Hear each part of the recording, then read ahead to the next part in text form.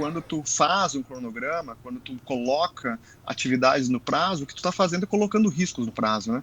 Uhum. O que tu está fazendo é colocando riscos no tempo. Então, o cronograma nada mais é do que uma sequência de riscos.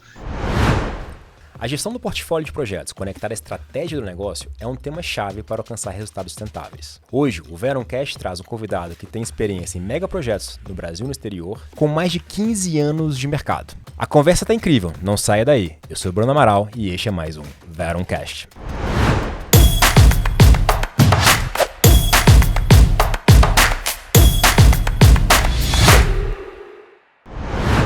Esta conversa tem o apoio da Verum Institute. Com nossas trilhas de formação, você obtém conhecimentos que vão além da teoria, conectando na prática o que há de mais inovador na indústria da engenharia e construção. O próximo passo da sua carreira te espera na Verum Institute. Seja muito bem-vindo ao Veroncast, o podcast da Verum, que vem falar sobre inovação, melhores práticas em projetos e, sobretudo, como alavancar resultados. Fala, Gustavão. Fala aí, Bruno. Bom dia, cara. Tudo bem? Tudo bem, continuando aí a 5ª temporada. Hoje falando especificamente sobre gestão de projetos, PMO, gestão de portfólio, ESG, né? Acho que tem tudo a ver com a gente. Acho que trazendo mais temática que a gente ajuda a transformar o mercado, ajudamos a evoluir as nossas boas práticas em gestão de projetos. Tudo tem a ver com o propósito da Vero. Então acho que é mais um dia importante para o nosso bate-papo hoje. Acho que tem 2 pessoas, 2 convidados aí que vão ajudar a gente muito a evoluir nesse assunto. Um que é figurinha repetida, tá sempre conosco. Davi. Boa, tamo junto. Bem-vindo, meu amigo. Vai ser sucesso aí, convidado mais do que especial aqui conosco hoje. Sem dúvida nenhuma vai ser um prazer trocar essa ideia aqui. Dá um spoiler aí pra gente. A gente tá hoje com o Jacques Paz, né? Jacques é um executivo na área de projetos, com destaque em diversas empresas mineradoras, né? Vale, Alcoa e Hidro. Jacques também é professor da FGV, na disciplina de ESG, e é um produtor de conteúdo. Jacques, seja muito bem-vindo, muito obrigado, né, por aceitar o nosso convite e democratizar conhecimento na área de projetos. Eu que agradeço o convite e é um prazer enorme estar aqui nessa mesa junto com vocês, viu? Muito obrigado pelo convite. Jacques, para quem não te conhece, né, falar um pouquinho da tua trajetória, quem é o Jacques, um pouquinho até do que está além do seu LinkedIn. Fala um pouquinho para nós, né?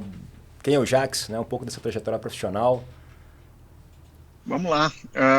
A minha trajetória profissional, eu vou focar na trajetória em projetos, né? Minha trajetória em projetos, ela remonta lá à década de 90, mais precisamente em 96, quando eu fui mordido pelo aquele mosquitinho do gerenciamento de projetos, né? Então, entrando na faculdade, entrei numa empresa de engenharia e automação e lá foi uma grande escola para mim. Lá eu comecei a gerenciar projetos em óleo e gás, comecei a gerenciar projetos de refinaria, comecei a gerenciar projetos de usinas hidrelétricas. Então, eu comecei a minha carreira bem novo, né? Pode ver que eu sou uma pessoa nova, né? Como vocês podem estar vendo aí, não entrega a minha idade assim, tão fácil. Né? Autoconfiança é a chave. Total. E aí, de lá, né, fui alçar voos maiores, comecei a gerenciar também projetos de infra, de estradas, de aeroportos, e aí depois entrei na área de mineração como consultor, né, na Alcoa.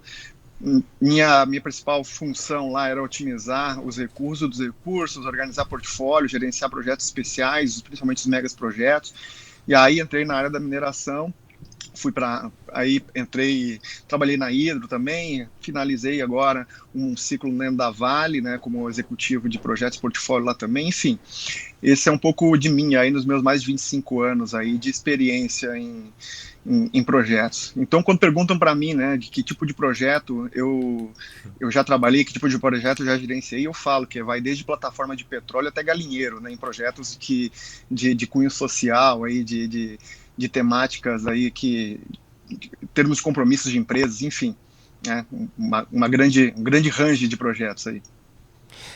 Você falou que você foi mordido pela essa picada de gestão de projetos. Por quê, cara? Por que gerenciamento de projetos? O que isso tem tão conectado na tua trajetória aí? Você hoje, inclusive, é um treinador de gestores de projetos, né? Então, acho que é uma disciplina que você tem não só paixão de executar, mas também de ensinar. Eu diria que o grande mote, né, para eu entrar foi a capacidade que essa área de projetos tem de transformar vidas, né? Eu acho que ela transforma não só... quando a gente fala de projetos de infraestrutura, qualquer tipo de projeto, tu, no fundo, tu está transformando vidas que serão impactadas por aquele projeto. Então, eu acho que foi esse o mosquito que me mordeu, né? Fazer com que, através do gerenciamento do projeto, através de uma transformação que o projeto causa, seja ela qual for, seja ela o tamanho que for, né? Tu impactar vidas, principalmente impactar positivamente as vidas das pessoas, tanto que estão diretamente envolvidas no projeto, quanto indiretamente. Então, eu vejo, eu vou chamar de indústria, né, do gerenciamento de projeto aqui. Eu vejo a indústria do gerenciamento de projeto como uma indústria de transformação. Ela transforma pessoas, né? Ela, através de esforços conjuntos, ela transforma pessoas. Então, eu acho que esse foi o mote da minha entrada e da minha paixão por isso. Legal. Ô Jacques, você se considera um contador de histórias, né? Eu vi uma reportagem sua que você trazia isso. Pegando essa parte de gestão de projetos, você pode trazer cases para a gente ligado à sua atuação em algum projeto que tenha fazido sentido, que vale a pena a gente conversar aqui? Tenho vários, né? Tenho vários, né? A gente aprende mais com os projetos que a gente fracassa, né? Mais do que aqueles projetos que a gente tem sucesso, né? E ontem eu estava conversando com um grande amigo e eu estava falando sobre ponto de não retorno em projetos, né? Então, principalmente em empresas de engenharia, onde tu tem um contrato definido, um contrato com preço fechado, um contrato que tu tem um escopo muito... Então, é muito importante tu saber o risco que tu está se expondo, né, o apetite ao risco, né, e como que tu trabalha esse risco. Então, eu estava contando um case ontem de um dos principais projetos assim que marcou o início da minha carreira, que foi um projeto de automação do Canal do Panamá, né, muito tempo atrás, talvez aí 1997, 1996. A empresa que eu trabalhava ganhou uma concorrência para automatizar o Canal do Panamá. E o Canal do Panamá, naquela época, ela estava num imbróglio fiscal, tipo esses do Brasil, que a gente não sabe se a empresa é privada, se ela é pública, se ela, o que a empresa é, na verdade, né? Sempre tem essas influências. E no fundo, a empresa que nós ganhamos a concorrência, né, para esse fornecimento, só que nós não éramos a empresa preferida, né, de quem estava fazendo a concorrência. Então nós tivemos várias dificuldades, né, de implantar esse projeto, né. Desenvolvemos as remotas, desenvolvemos todo o projeto e tudo mais. Na hora de fazer o TAF, né, o termo de aceitação de fábrica, né, recebemos toda a autoridade do Canal do Panamá na nossa fábrica, e restou claro para a gente que eles não queriam a gente naquele projeto, né? Então, naquela época, eu chamei o diretor da empresa e falei o seguinte: olha, se a gente seguir com esse projeto, a gente pode ter um grande problema, né, de implantação, porque, na verdade, eles querem outra tecnologia, né? Então, deixando claro que eu trabalhava numa empresa chamada Altus, que lá desenvolvia CLPs, Sistemas de Automação Nacional, e a gente estava concorrendo com grandes players do mercado, tipo Rockwell, Siemens, Schneider e tudo mais, e eles queriam uma solução Siemens. E naquele momento a gente falou o seguinte: cara, a gente tem que tomar uma decisão aqui, ou a gente ganha o dinheiro que a gente ganhou até agora, ou a gente para o projeto e estanca uma sangria que pode ser muito grande depois. Então esse foi um case interessante, né, de um ponto de não retorno, de tomada de decisão baseada em risco em projetos, né. E tem outros tantos, né. Eu me recordo quando eu estava trabalhando no projeto na usina de Paulo Afonso, né, da Chesf, né. Foi interessante que a gente mapeou muito erradamente os riscos, né, e todos os riscos que a gente não mapeou, eles se materializaram, né. Então foi um projeto que eu digo que foi um grande aprendizado sobre gerenciamento de riscos, sobre estabelecimento de metas em cronograma, enfim, né. Inclusive nesse projeto, né, que eu aprendi uma das principais lições que eu carrego até hoje, né? Quando a gente discute, né, está discutindo sobre projetos, conversando sobre projetos, né, muitos executivos pensam: pô, mas esse projeto é de baixo risco, esse projeto não tem risco, ou esse projeto pode ser feito de uma forma mais rápida, né, porque o risco é baixo.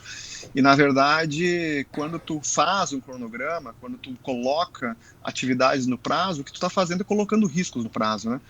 O que tu está fazendo é colocando riscos no tempo. Então, o cronograma nada mais é do que uma sequência de riscos. Então, não existe projeto sem riscos, não existe projetos onde que tu tenha um risco que seja baixo. Ele pode ser mais mitigável ou menos mitigável, né? Então, essa foi um grande aprendizado aí dos fracassos que eu tive na vida. Legal.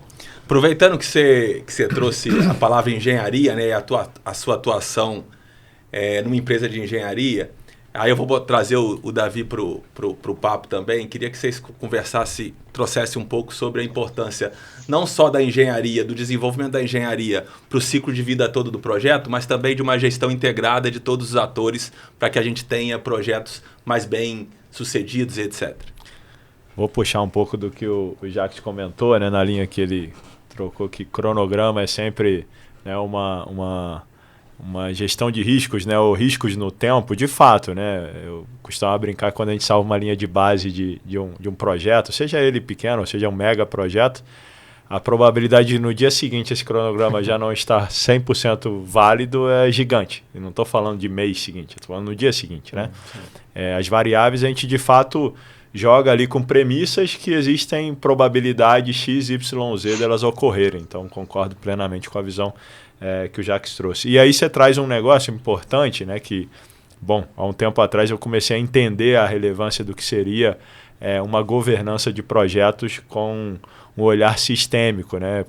Minha história é oriunda de planejamento, óbvio que dentro de uma empresa de engenharia, então tinha esse peso.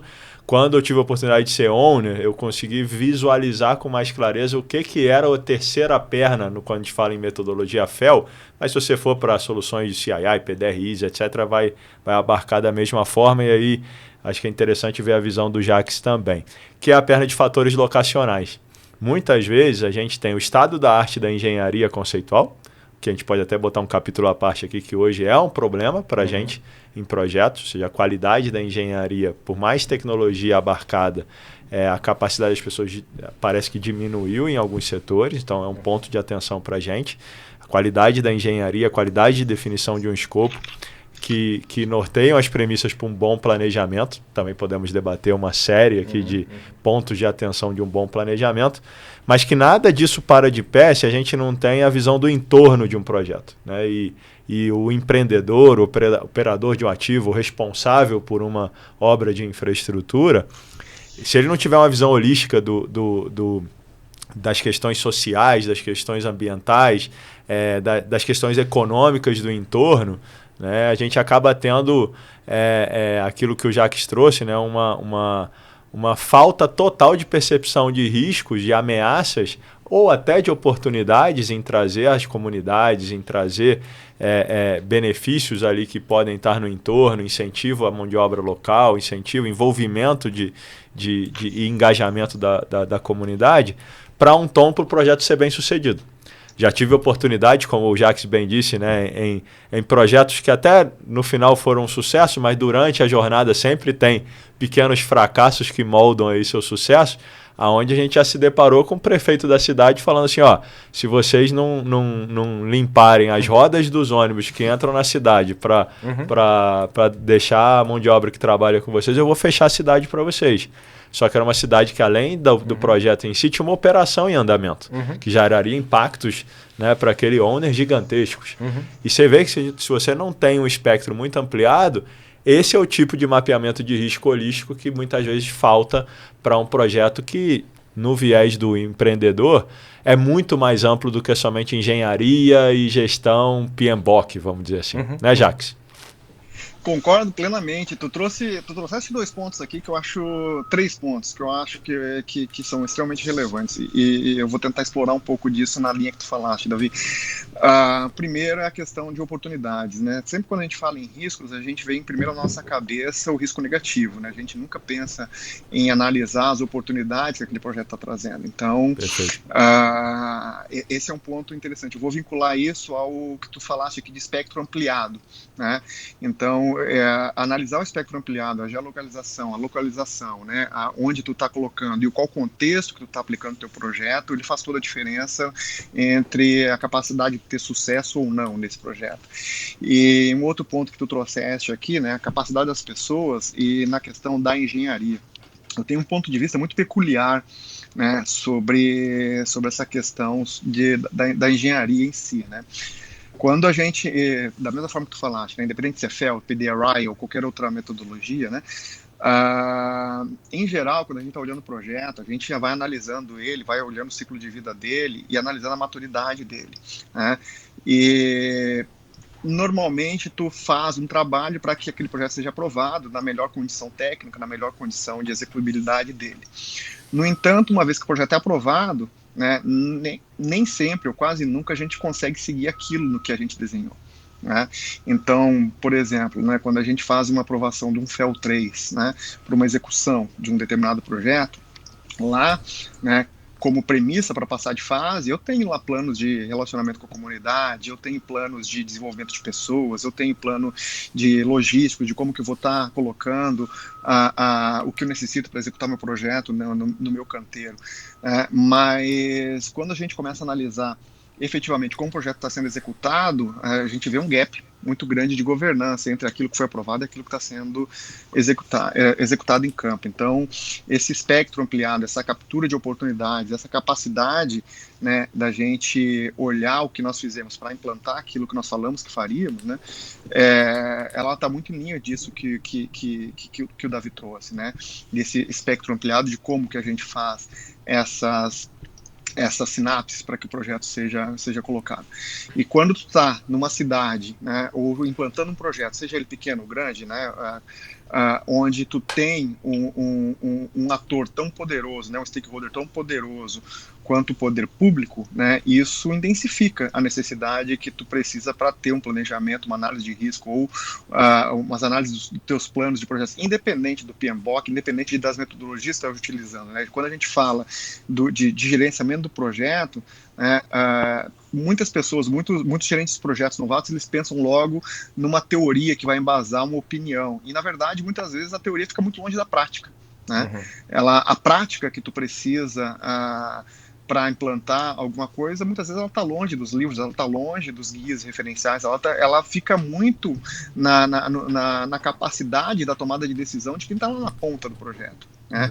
E para que a gente consiga analisar o que está sendo executado, é importante a gente colocar as botas de quem está lá no campo e falar o seguinte, olha, essa decisão ela foi tomada em que sentido, em qual contexto, e por que ela foi tomada, e por que isso vai contra ou não vai a favor daquilo que foi colocado. Então, esse espectro ampliado que o Davi trouxe, ele faz todo sentido, né? E essa visão holística ela é muito importante para que a gente consiga executar, né, esses projetos e talvez compensar isso que o Davi também trouxe da capacidade das pessoas, né? Eu corroboro com a opinião do Davi que de um tempo, em um tempo para cá, né, talvez numa ordem de terceirização de conhecimentos, a comoditização, né, perdeu. A comoditização, né, a gente tem perdido muito intelecto, né, nos projetos, e aí a perda desse intelecto faz com que a gente comece a perder a capacidade de fazer sinapses para que os projetos sejam executados, né, e aí junto a isso a gente tem vários outros fatores, né, que a gente vai falar desde a estrutura organizacional até a estrutura do projeto dentro da organização, enfim, né, a gente pode viajar aqui. Foi curioso que na pergunta do Gustavo veio a questão que a gente bate muito na tecla sobre a capacidade da gente promover um ambiente que seja de integração e colaboração de todos os atores envolvidos para que o projeto seja bem sucedido, né? Quando você olha sobre esse espectro, né, do desenvolvimento da engenharia conceitual, eu gosto de falar de forma mais ampliada de definições conceituais e definições básicas. Né? Quando você está fazendo uma definição conceitual, você está, sim, definindo um fluxograma de processo, um diagrama unifilar, mas você também está definindo a estratégia de contratação, a estratégia logística, a estrutura organizacional, a estratégia de contratação, né, baseada em premissas ambientais, sociais, de entorno ao seu projeto. Né? Então, quando você olha sobre essa ótica, você conseguir aproximar, pegando até umas palavras que o Jacques trouxe, né, até uma troca na rede que eu tive hoje de manhã, né, que o processo de desenvolvimento das definições conceituais que levam aí a uma aprovação em FEL 2 ou um gate, seja lá qual for que você queira chamar, ou na pior das hipóteses, se você não tem essa governança toda, ao final de FEL 3 ou no momento da aprovação do investimento, o ideal é que você tenha o envolvimento de quem vai estar lá na fase de execução, comprometido com a execução. O que a gente peca muitas vezes, que eu vejo, é trabalhar todo o arcabouço de maturidade de um projeto como se fossem entregáveis documentais e não como uma engrenagem de definições conceituais e básicas, com interações que engenharia retroalimenta planejamento, que retroalimenta licenciamento ambiental, que influencia engenharia, que influencia planejamento, que retroalimenta a tua estratégia de licença social, né, e econômica para o projeto acontecer bem sucedido. Se você não entende essa dinâmica nas fases antes da aprovação da execução e trata essa fase como uma lista de entregáveis, a chance de sucesso, ainda mais sem ter, né, o envolvimento de quem vai executar lá na ponta, e como ele bem disse, quando a gente fala lá na ponta, a gente não fala do líder do owner, operador, que vai estar lá na fase de execução, que às vezes já é difícil. Estou falando propriamente dito quem vai botar a mão na massa, do construtor, da empresa de engenharia, que na fase pré-aprovação, idealmente, é que ela seja uma fase de engajamento e comprometimento com a linha de base daquele projeto. Não ser só um processo para ser seguido, né? Acho que vocês dois tiveram já na implementação, né, de N carteiras de projetos, e eu queria trazer um pouco do porquê disso acontecer, né? A gente estava discutindo hoje, vindo para cá, né, até trazendo essa temática de uma carteira de projetos saudável, o quanto que, se a empresa tiver a FEL, tiver um PDRS definido, acho que ajuda, né, em ter a aprovação dos gates, mas porque em alguns momentos, e aí poderia ser ciclo de commodity mineral, de preço, que faz o time to market do projeto acelerar, mas porque dentro de uma carteira de projetos, tem projetos que estão avançando ali de FEL 2 para FEL 3, mas sem maturidade de engenharia. E aí, eventualmente, quando a gente vai conversar e entender ali os fatos, a gente está, mesmo com tecnologia, com acesso à informação, com o processo, a gente talvez está dedicando menos tempo para fazer engenharia, com mais prazo para fazer, curto para fazer ali um cronograma de engenharia, e gastando menos fosfato em trazer esse cara que está na operação, o cara que vai implementar, trazendo informação para desenvolver uma engenharia mais robusta. Apesar da consciência, a gente já tem essa consciência da necessidade, a gente não vê isso na prática, né? Porque, vou levantar a bola para o Jacques nessa, eu queria explorar que ele explorasse melhor, eu só vou levantar a bola aqui, né? Quando a gente fala de portfólio de projetos, né, eles estão lá para atender os objetivos do negócio. Né? Que não necessariamente são somente VPL. Eventualmente você tem sim que mitigar uma questão ambiental, você tem sim, né, que ter uma ampliação de market share que não necessariamente tem VPL na veia lá no final do dia como principal gatilho, né, de prioridade de projetos. Só que essa gestão de declaração de objetivos do negócio para declaração de objetivos do projeto, onde fiquem claros quais são os verdadeiros drivers de cada projeto, que não necessariamente é custo ou não necessariamente é somente prazo, cada um depende do seu contexto, né? Você tem que ter essa tradução de forma mais transparente para melhores tomadas de decisões. Eu vejo muitas vezes projetos ali andando porque é querência de um, é querência do outro, mas a organização inteira sem a clareza de quais são os benefícios a serem capturados. Como eu sei que meu amigo Jacques é especialista nesse assunto, eu levantei essa bola para ele trazer a opinião dele. É fantástico, Davi. Fantástico essa tua levantada de bola, vamos dizer assim. Eu sou um crítico contumaz de alguns conceitos que são utilizados em algumas empresas, né? Então, quando a pergunta ela começou com uma carteira de projetos, né? E tu levaste a resposta para portfólio de projetos. Quando a gente importa conceitos de outros países, né? A gente muitas vezes importa uma tradução literal, né? E eu penso que quando tu fala de uma carteira de projetos, tu não está falando necessariamente de um portfólio de projetos, né? E muitas vezes tu não estás falando, né? Então, voltando aqui à questão da pergunta, né? Um projeto ele tá avançando por uma querência ou ele não está desenvolvido o suficiente para que ele passe de uma determinada fase. Em geral, isso acontece, no meu ponto de vista, na experiência que eu carrego, quando tu olha os projetos dentro de uma carteira. E qual é a diferença que eu faço entre carteira de projetos e portfólio de projetos, né? Carteira de projetos é um bench of projects, assim, é uma lista de projetos onde tu está desenvolvendo numa determinada fase, num determinado departamento, né? E tu não tem vínculos entre um e outro. Então, tu pode fazer com que um projeto ele esteja mais avançado do que outro e tudo mais. Agora, quando tu vai por uma abordagem de portfólio de projetos, né, aí tu tem que analisar 3 coisas fundamentais, né, que é a integridade do teu portfólio, a conformidade do teu portfólio e os benefícios do teu portfólio, né, que são as 3 principais disciplinas da gestão de portfólio. E quando tu fazes isso, tu vincula necessariamente os objetivos do projeto aos objetivos da companhia, ou seja, tu desdobra a tua estratégia da companhia e tu começa a vincular a tua estratégia ao resultado do teu projeto. E o resultado do teu projeto, como o Davi bem disse, não é necessariamente ter uma VPL, uma tira, ou tu ter um payback e tudo, interessante do projeto. É o que aquele projeto traz como retorno para o cumprimento da estratégia tua de curto e de longo prazo. Então, um dos aprendizados que eu trouxe, que eu carrego, né, dessa minha experiência, quando eu olho para portfólio nas empresas onde que eu implantei o gerenciamento de portfólio, é justamente isso.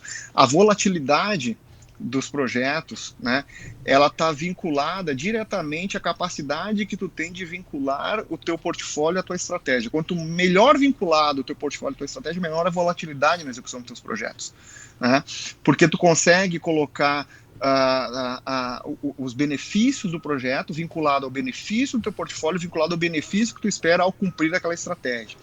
Então, a priorização dos teus projetos, ela fica, inclusive, muito mais fácil, né? E que normalmente está vinculado a uma gestão de riscos do negócio, né? Entre oportunidades e ameaças, né, Jacques? Exatamente. Ampliando para o universo de riscos, exatamente, né? Exatamente. O que tu não consegue fazer isso numa carteira de projetos, porque tu não vincula.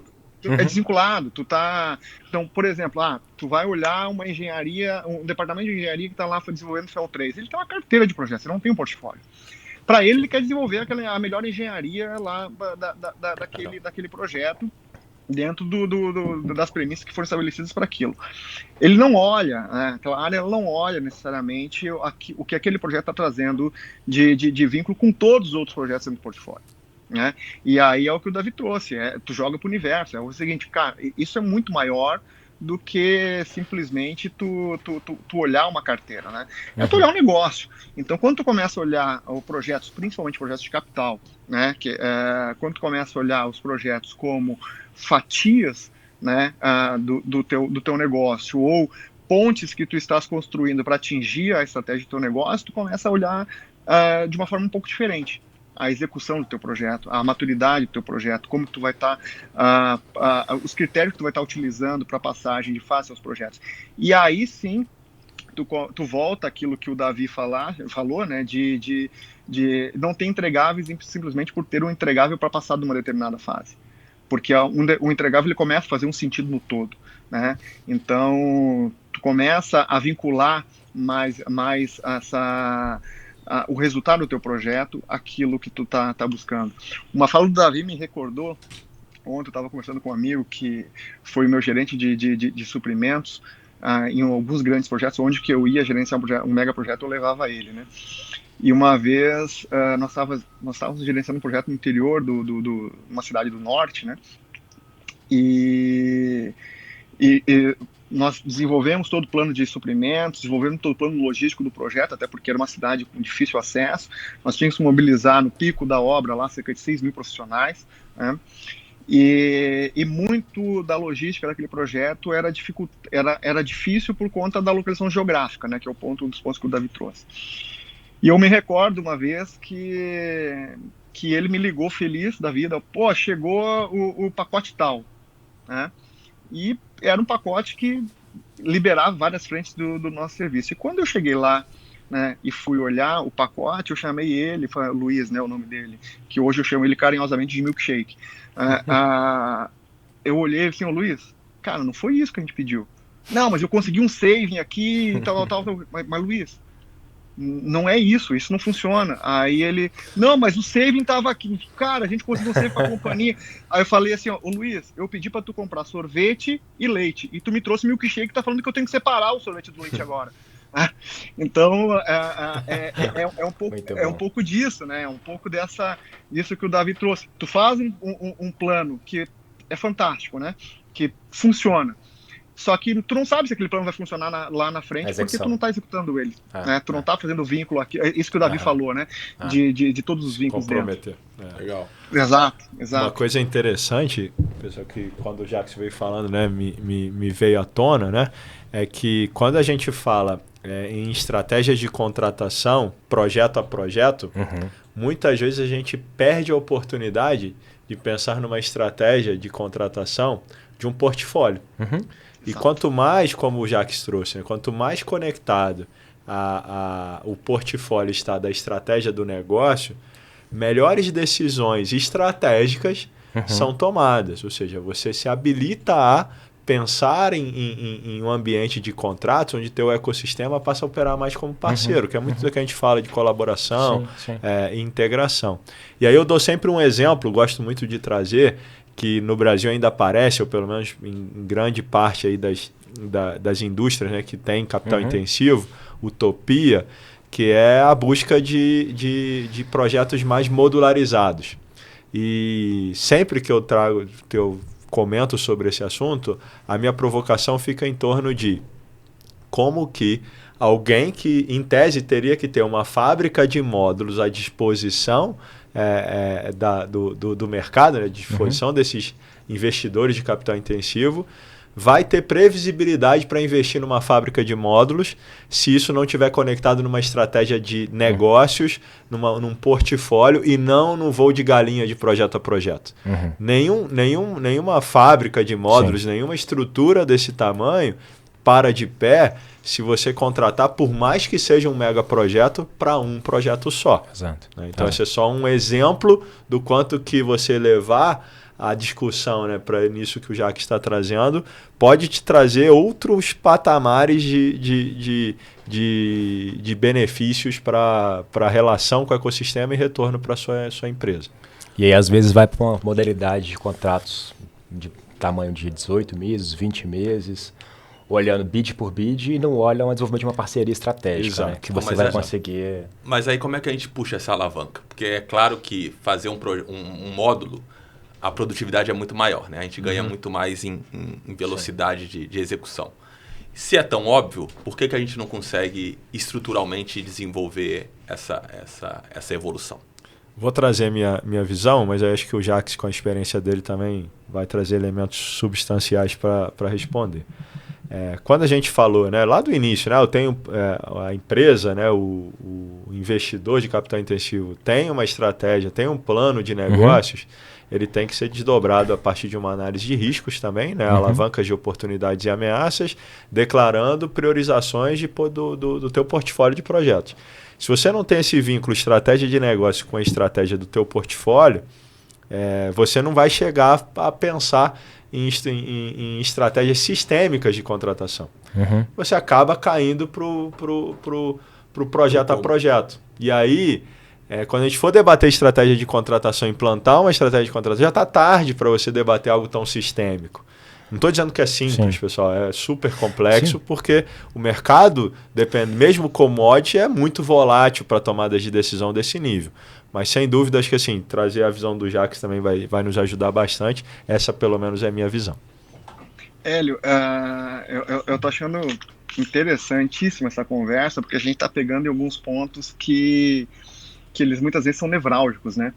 A gente fala aqui, por exemplo, de uma estratégia sistêmica de contratação e modularização, né?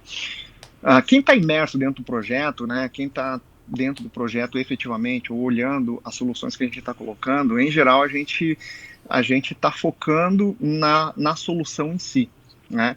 Mas quando a gente está falando de um portfólio, de uma estratégia sistêmica de contratação, indo por uma questão da modularização, a gente tem vários pontos que em geral passam longe, né, da definição do projeto. Eu vou citar um exemplo aqui, tentar clarear, com um exemplo prático.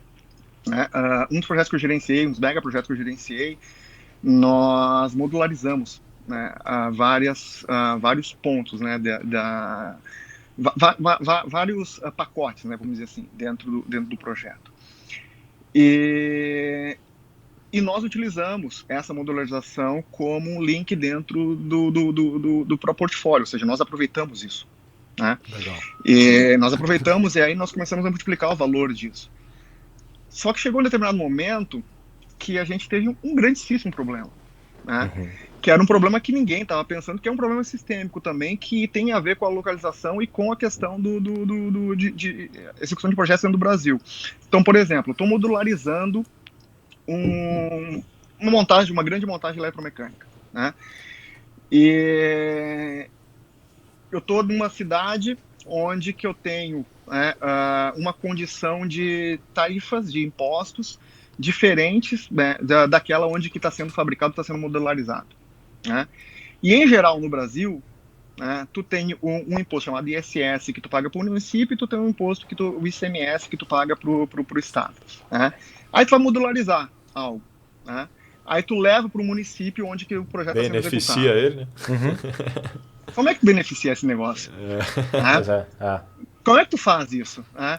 E isso aí tem a ver com o pensamento sistêmico da companhia. Então, no meu ponto de vista, isso eu aprendi calejando também, com a cicatriz que a gente tem, né?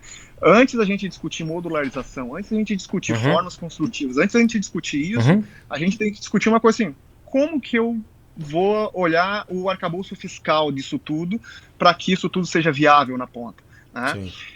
Nessa experiência que eu tive, né, depois do projeto pronto, né, a gente teve um problema sério fiscal, onde que tivemos que contratar vários escritórios de advocacia, tivemos fóruns para discutir com prefeitura, com estado e tudo mais, para saber o seguinte: cara, qual imposto que a gente paga aqui? A gente paga ISS ou ICMS? Que loucura. Porque o Brasil ele não é para amador. Então, essa questão de olhar sistemicamente, ela vai além do projeto. E olhar o portfólio, ele te alavanca a olhar além de fato do projeto, olhar a estratégia. Tanto é que a principal entrada para a gestão do portfólio não são os projetos, né? Ela é o teu planejamento estratégico, tua missão, tua visão, teu valor, né? O valor da tua companhia, é o que tu vai fazer, o teu plano de produção, né? É o teu plano estratégico de curto, de médio e longo prazo. O projeto é uma consequência do teu portfólio, né? Então, essa visão, ela é diferenciada. E talvez uma reflexão para a gente na mesa. Acho que é um belo ponto que você trouxe em relação à parte fiscal também. Mas, olhando também um copo cheio, acho que a gente tem... Existe uma evolução que aconteceu, né, no portfólio de projeto, na gestão, trazendo metodologias, trazendo boas práticas. Na perspectiva de suprimentos, existem boas práticas também de trazer estratégia de contratação e trazer um olhar mais sistêmico. Mas até que ponto que a gente está conseguindo casar essas duas visões? Da mesma forma que a gente tem uma visão ensilada, talvez, no projeto, que a gente fala da visão da EPC, que ela tem uma visão ensilada, como que a gente consegue agora fazer um elo olhando de forma sistêmica também dentro de uma organização, né? Que eu vou casar essa estratégia de contratação em suprimentos, uma visão de longo prazo, com essa visão do portfólio de projetos, uma visão casada. Porque elas existem, né? Sim. Talvez acho que é uma evolução natural, assim, olhando o copo cheio, uma evolução natural, talvez uma próxima batalha que a gente tem para alavancar juntos. Vocês têm a mesma visão? O que vocês acham sobre isso? Eu volto sempre a essa máxima de que para que a gente tenha boas tomadas de decisões com visão integrada, é preciso ter maturidade de informação, qualidade de informação. A estratégia tem que ser debatida e alinhada multifacetariamente ou multidisciplinarmente, né? Se você não tem uma estratégia clara do negócio, fica no achismo e cada um vai puxar para a sua visão. Exato. E vai naturalmente um criticar a visão do outro. Basicamente é isso. Né? E o que a gente vê muitas vezes suprimentos, eu no viés de engenharia, suprimentos sempre vem com essa receita do bolo pronta, contratando desse jeito. É suprimentos. Não, mas é a engenharia que não sabe especificar direito. Né? Então, cara... Mas por quê? Porque esse debate não está aqui na operacionalização das coisas. Esse debate está antes. Está antes. Está lá em cima. Está lá na definição dos direcionadores estratégicos que vai nortear teu portfólio e depois também seu projeto. Então, assim, se você não tem clareza, né, nesse âmbito, na hora que você desce para operacionalizar, você exponencializa os desafios da integração. Então, isso acaba não acontecendo. É aquela velha máxima quando a gente brinca já no ambiente de projetos, né, só para trazer um exemplo, e fala assim, gestão integrada, multi-atores, a gente está falando em que nível de gestão? A gente vai querer integrar o nível do desenho emitido pela empresa que está detalhando engenharia com a peça que está sendo fabricada no fornecedor de estrutura metálica e a peça do montador? Se a gente for fazer isso, a gente vai morrer. A gente nunca vai ter essa integração. É uma integração que, com maiores evoluções de tecnologia, elas são inviáveis de tornar a realidade, porque o custo da operação fica impagável. Né? Quando a gente alinha num nível mais macro, do tipo, não me interessa quantos desenhos você tem que emitir, você tem que me entregar essa informação para fabricação, não me interessa quantas peças você vai fabricar, desde que você me entregue esse volume de peças nesse cubo que eu vou montar na minha sequência construtiva, eu estou falando num nível mais macro, ainda tático, nem estratégico, como que eu integro esses atores, né? Agora, quando eu olho para o nível da estratégia da empresa, eu estou levando sim para o nível de poucos direcionadores e clareza deles para que cada área, dentro da sua responsabilidade, leve o alinhamento para, com autonomia, trabalhar alinhado com a estratégia do negócio. Pelo menos essa é a minha visão. Legal, acho Corroboro muito com ela. Desculpa te interromper. Só queria comentar aqui que eu corroboro muito com ela. E eu resumiria a fala do Davi no própria expressão que ele utilizou, né? Que o gerenciar o portfólio de um portfólio de projetos, na verdade, não é gerenciar projetos, né? É gerenciar informação. Né? É fazer com que a informação ela seja curada no tempo certo para as pessoas certas, para que a melhor decisão seja tomada. Tomar decisão baseada em dados, em fatos, de fato. Né? Corroborem muito com a fala do Davi. Legal. Bom, a gente mais uma vez estourou o tempo. Nosso amigo Joel já está aqui balançando os braços, etc. Doido para a gente terminar, enfim, mas o papo tá bom. E assim, o papo conecta muito com o dia a dia da Vero, né? A gente tentar buscar soluções para o nosso problema, tentar trazer inovação, tentar discutir os pontos, as questões nefrálgicas dos projetos. Então, acho que o papo foi muito bom. Fazendo rapidamente uma passada do que a gente discutiu aqui para passar a bola para o Jacques fechar. O Jacques trouxe uma frase muito interessante do propósito dele relacionado à atuação na gestão de projetos, transformar a vida pela gestão de projetos. Isso acho que, de certa forma, está conectado com o propósito da Vero, que é transformar o mercado através de melhores práticas. Então, acho que isso se conecta muito. A gente falou um pouco sobre riscos, né, como tratar riscos. Falamos sobre, o Davi trouxe as questões da importância dos fatores locais, que a gente precisa atuar em relação a isso. Necessidade da gente definir os requisitos dos projetos antecipadamente e trazer os atores para o debate, ou seja, que a gente consiga integrar todo mundo para que a gente ganhe maturidade em projetos. E a necessidade, aí olhando para uma gestão de portfólio, para que a gente conecte, né, os objetivos do negócio com os objetivos do projeto. E por último, tratamos um pouco sobre projetos modularizados e como buscar eles, ou seja, quais as resistências ou quais as dificuldades que nós temos para, de certa forma, ter esse ganho nos projetos. Aí, Jacques, deixo para você dar as suas considerações finais. Já agradeço a presença. Fica à vontade aí. Eu que agradeço o convite e é sempre um prazer para mim discutir e falar assim, com pessoas inteligentes sobre esse tipo de coisa, porque nos tira do centro, né? Tem uma frase do Malcolm Gladwell que eu gosto muito, né? Que se todo mundo tem que pensar fora da caixa, talvez a caixa precise ser mudada, né? E eu acho que o que a gente fez aqui hoje, né? Foi talvez trazer algumas provocações, né, de como pensar um pouco diferente, sair desse modus operandi que normalmente a gente faz um projeto que é aquela mesmice de sempre, né, que é baseado nisso, é baseado naquilo, e começar a se questionar, se provocar, por quê, né? Por que não dá para fazer alguma coisa diferente? Por que a gente precisa fazer aquilo daquela forma e não de uma outra forma? Por que a gente não pode fazer isso dessa forma? Por que a gente tem que pensar uma carteira de projeto como algo que precisa ser o santo grau de uma determinada companhia, enfim, né? Eu acho que a conversa daqui de hoje, ela me trouxe muitos insights e ela para mim, um propulsor de quebra de alguns paradigmas, né, que a gente sempre tem na gestão de projetos. Então, quando a gente fala de risco, quando a gente fala de planejamento, quando a gente fala de modularização, quando a gente fala de valor, de propósito e tudo mais, a gente está falando numa forma de repensar, né, como que a gente gerencia o projeto, né, e sair um pouco daquela mesmice, né, o projeto tem sucesso ou não tem sucesso porque a maturidade está boa, a maturidade está fraca, está ruim, ou o projeto fracassou por conta de algum fator que não foi analisado, ou porque, enfim, projetos falham porque alguma decisão foi tomada equivocadamente, num momento equivocado, por alguém que possivelmente não poderia ter tomado aquela decisão, enfim, é questionar isso, né, então eu acho que a Verum faz um trabalho muito importante nessa avenida de conhecimento, que é fazer com que a gente pense uma forma diferente daquilo que é o status quo do gerenciamento de projetos. Então, parabéns ao time, parabéns, Davi, pela condução, parabéns aí pela temática e muito obrigado mais uma vez pelo convite.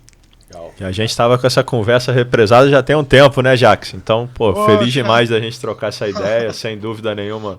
Né? Sempre nos esbarramos, assim, muito superficialmente, trocamos algumas ideias rápidas, acho que, trocar essa ideia, assim, de altíssimo nível, poxa, só nos engrandece, só nos faz aprender mais. Quando a gente fala, né, do propósito da Verum, do coletivo, né, que a gente não tem aqui, nosso cerne é estar dentro do ecossistema e fazer com que ele se converse, com que ele funcione melhor, com que a engrenagem de todos os atores funcione melhor. Sem dúvida nenhuma, esse papo de alto nível nos engrandece, nos faz aprender e ser melhores, né, para que a gente siga em frente com esse nosso propósito. Muito obrigado aí pela essa excelente conversa. Jacques, muito obrigado. Obrigado, Gustavo, Davi. Acho que deixar um convite final, né, para quem não nos segue ainda. Falamos hoje bastante de conteúdo de qualidade, trazemos reflexões, provocações, igual o Jacques trouxe, incomodado com o status quo. E por que não melhorar o nosso ambiente de projetos? Então, você que não nos segue, siga nossos canais, tanto no YouTube, tanto nas redes sociais como Instagram e LinkedIn, tanto a Verum Partners quanto a Verum Institute. Então, nos vemos no próximo Verumcast. Prazer, pessoal. Obrigado. Tchau, pessoal. Este episódio contou com o apoio da Verum Institute. Quer ficar atualizado com os conceitos e práticas que estão revolucionando a indústria da construção? Conheça a nossa trilha de formação AWP. Estude com profissionais que são referências no setor e conquiste um certificado reconhecido internacionalmente. Acesse www.veruminstitute.com.br e garanta seu passaporte para essa jornada de conhecimento rumo ao sucesso profissional.